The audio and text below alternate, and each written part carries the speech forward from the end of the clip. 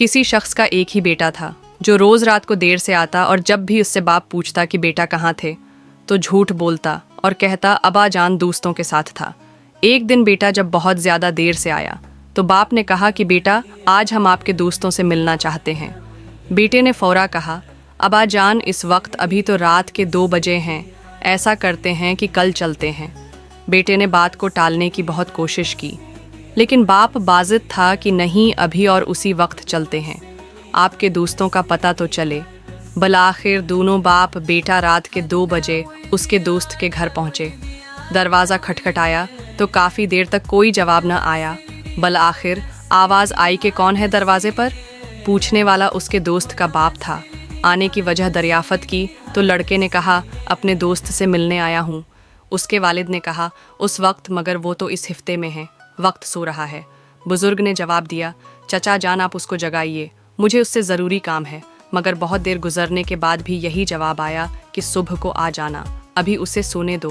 अब तो इज्जत का मामला था। लड़के ने इमरजेंसी और अहम काम का हवाला दिया मगर आना तो दौर की बात, उसने झांकना भी गवारा न किया।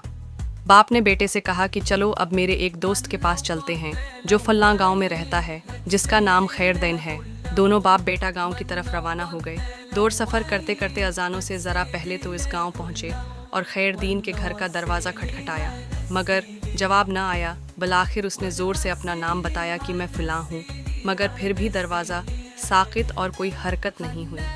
अब तो बेटे के चेहरे पे फाथाना मुस्कुराहट आ गई, लेकिन इसी लम्हे लाठी की ठुक ठुक सुनाई दी और दरवाजे की जंजीर और किंडी खोलने की आवाज़ आई।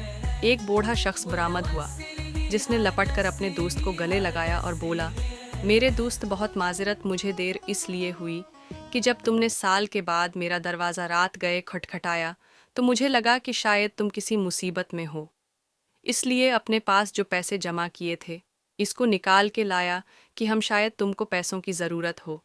फिर अपने बेटे को उठाया कि शायद बंदों की ज़रूरत होगी।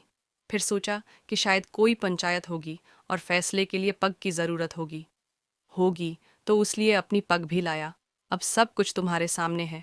मेरे दोस्त पहले ये बताओ कि तुमको किस चीज़ की ज़रूरत है।